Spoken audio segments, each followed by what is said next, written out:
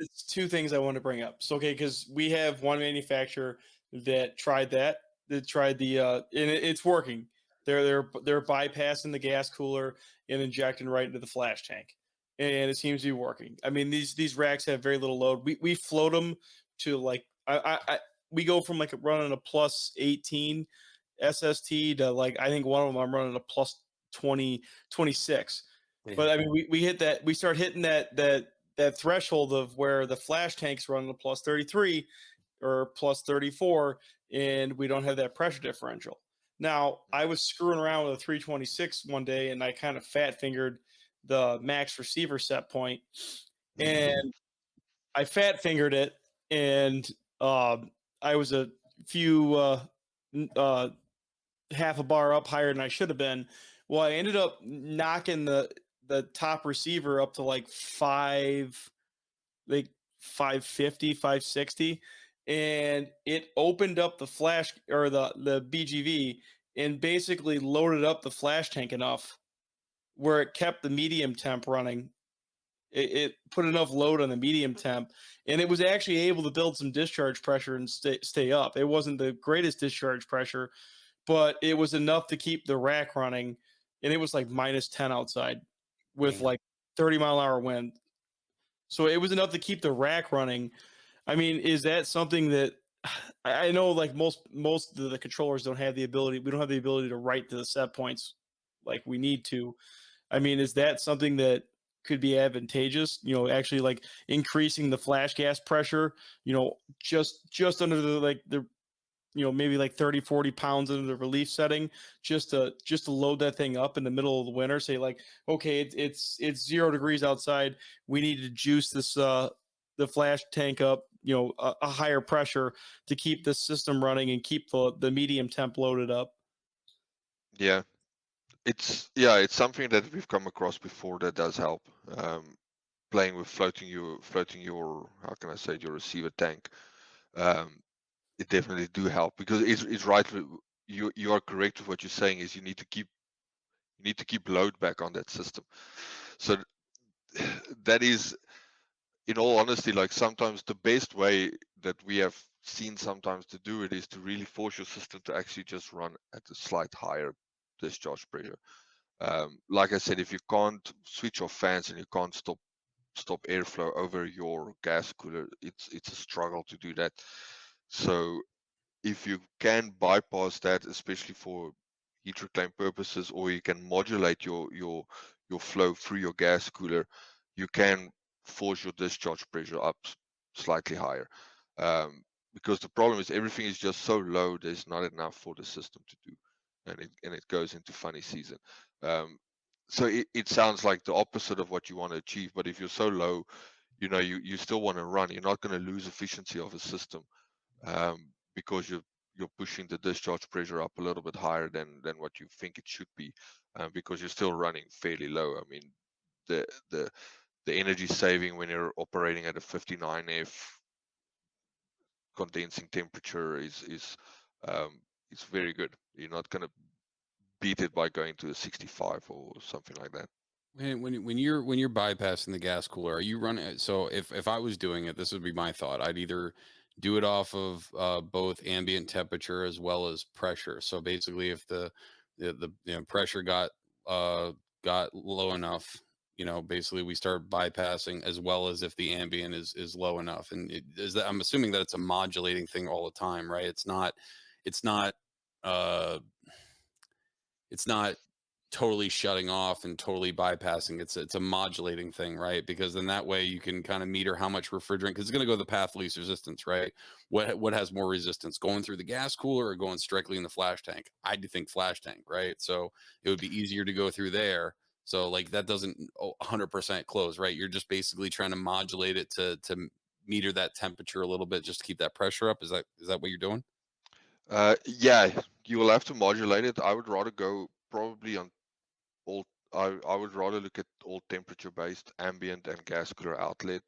Um, the reason why you're gonna have a system that hunts if you modulate on pressure, and the main reason is you need to remember there's a high pressure valve. That high pressure valve that's the other problem that you get, is that high pressure valve is doing everything it can to keep that pressure at above its minimum set point. So it is choking the shit out of that system and trying to keep that pressure up, which again just make you gather so much CO2 in your gas cooler. So I mean, your low ambient problem that you have sometimes is just all your liquid and everything that you have just migrates out of your receiver straight and go and sits in your gas cooler, because again, oversized gas cooler leads to carrying too much CO2 when it's in the winter condition, and your high pressure valve is actually supporting that because it's trying to choke that flow coming back to keep the pressure up. So if you're going to control on pressure and ambient temperature, like, you're going to kind of start hunting and fighting each other.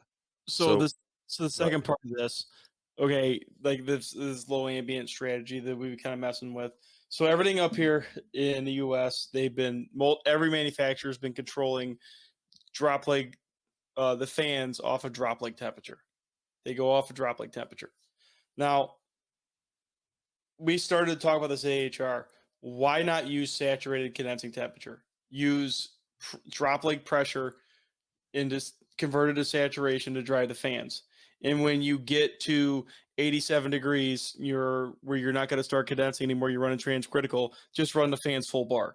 Like with us, like I could see if you were somewhere warm using drop leg temp, but with us being in Chicago, when it goes from 50 degrees down to like 20 in less than like 4 hours, in when the sun goes down, I mean it just hunts all over the place when it's cold. The fan comes on for like a split second, and that drop leg temp is just shoots right back down, and then the BG or the HPV valve and the fans are just fighting each other because the HPV valve's backing up gas, and we're getting real subcooled, and then we have subcooled liquid in there. Then the fans drop off, and then the pressure comes up. It opens up. It starts to get warm again, and then the fans just shoot back on. It's just like this constant struggle of like terrible control.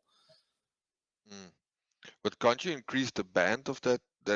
I mean, I would say you must just look at increasing the band, because if you got your EC fans on your gas coolers, it's not an on and off situation. You start controlling. If you've got 59F as your minimum set point, for argument's sake, you want to start reducing that fan speed anything around 65F.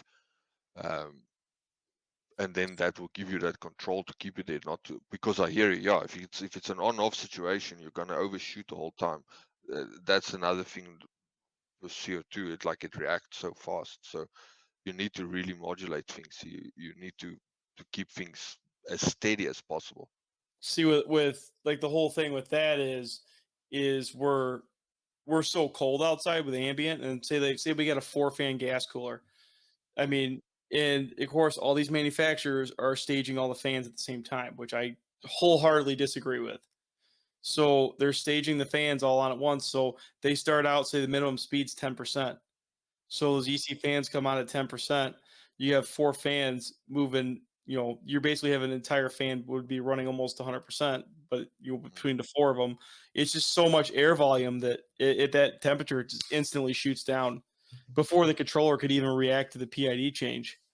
That's where the bypass would come in, right? Because then you don't have to worry about that. Like, I see what you're saying, because like I think even if you would bring on one fan, Kev, it would be too much.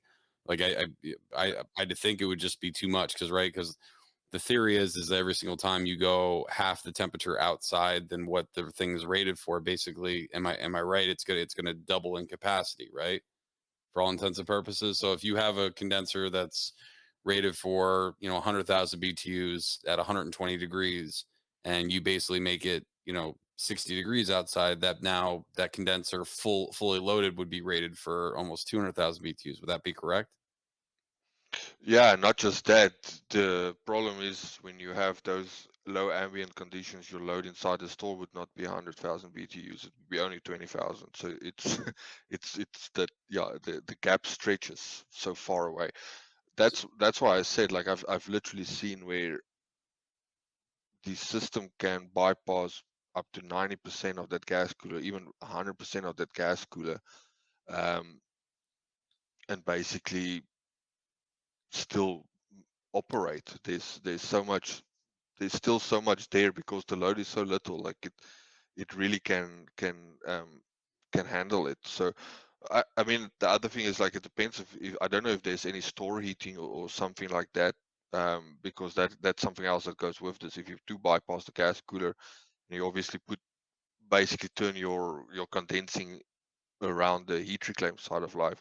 That helps making control better, but it's not a given that there's always, if there's no store heating. I mean, if there is store heating under those conditions, you will have a constant load, and you basically can actually run and condense your system without making use of the gas cooler at all and just doing the heat reclaim side of life. But if it's not there, then yeah, you will have to modulate the flow going through your gas cooler. So is there any downside or like negative to controlling it off of droplet pressure instead of temperature? Is there any like where it would, be negatively, impact the system? No, I don't think so. I can't say particularly. I think the problem that you are describing here is more, like we said, a capacity and condenser size point of view. That yeah, even whether you control or whether you drop or whether you on off, um, if anything is running, then that's why I say I think even if you switch everything off, if there's a slight breeze or something going over that condenser, you're still over condensing. You're still making it hard for you. The problem is you're making it hard for your system to maintain above its minimum set point. So I have a question on this. I know uh, Emerson right now is in the plans of making some of their set points configurable and writable. So like you could basically take, if the ambient gets down too low, you could basically, instead of, relying on the subcooling to be set for 5 degrees during subcritical mode, right? You could basically have a deciding factor to change that down to, let's just say 3 degrees. So if you're only doing 3 degrees there, you're going to have that flashing off anyway outside of the HPV. And then because now you're not choking down so much because it's not trying to control 5 degrees of subcooling, it's now going to control 3. Your BGV will actually open up more, and then basically then transfer that energy over to the medium temp compressor. Is there any downside to having that do that? Because I've seen some of the older racks used to be only be set for 3 degrees. Now they seem to be doing like 5 degrees, and I've seen some customers were like, yeah, we're going to jack it up to 10 degrees of subcool, but then that just it feeds down, it clamps down on the HPV too much. So by changing that subcooling set point, is there any kind of bad things that might happen by doing that? No, I don't think there's anything bad that will happen with it. I think it's good that suppliers are opening up more flexibility to the user at the end of the day. I mean, every application is different. That's sometimes the biggest problem you have is there's not that much flexibility to optimize and allow yourself from a control point of view to just do what you want to do or to mitigate issues that you have.